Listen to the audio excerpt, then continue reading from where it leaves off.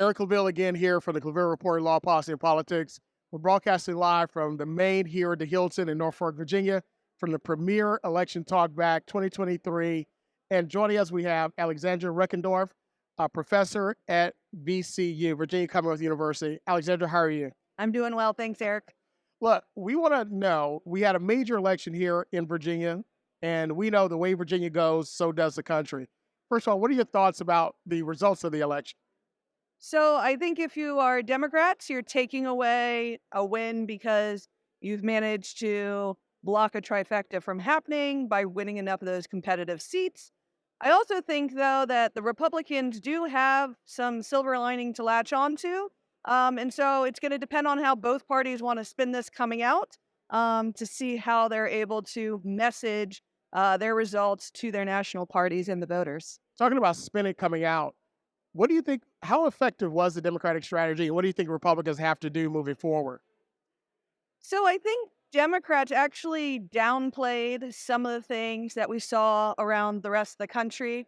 You have a Republican governor who's talking about a common sense abortion bill, but a lot of voters in America thought that Roe v. Wade was that common sense compromise.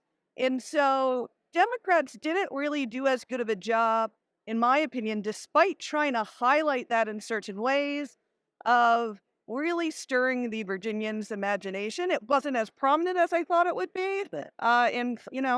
Republicans are battling against a national party that's kind of in disarray.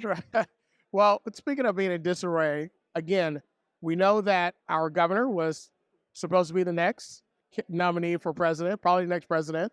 But now it seems like he's having to rethink things in the Republican Party. What do you think is the strategy moving forward for Republicans nationally and also Democrats? I mean, the Republican strategy is to get Donald Trump elected because he's going to be their nominee. Right? The primaries haven't happened. Something weird could happen. I don't really understand why Youngkin was ever positioned as an actual threat when like a dozen other people have not made much of a dent at all. And so the Republican Party is going to have to figure out how to just talk about Joe Biden and the economy and probably crime, right? Those are their things. Get away from the crazy. Well, last question, and I know you don't like to predict the future, No. but what does this election mean for Virginia moving forward? It means there's probably not going to be a whole lot that gets done.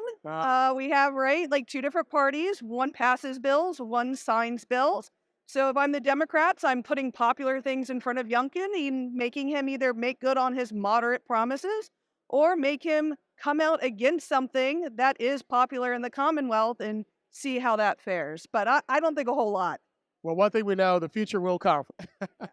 Thank you again, Dr. Reckendorff. Thank you, Eric.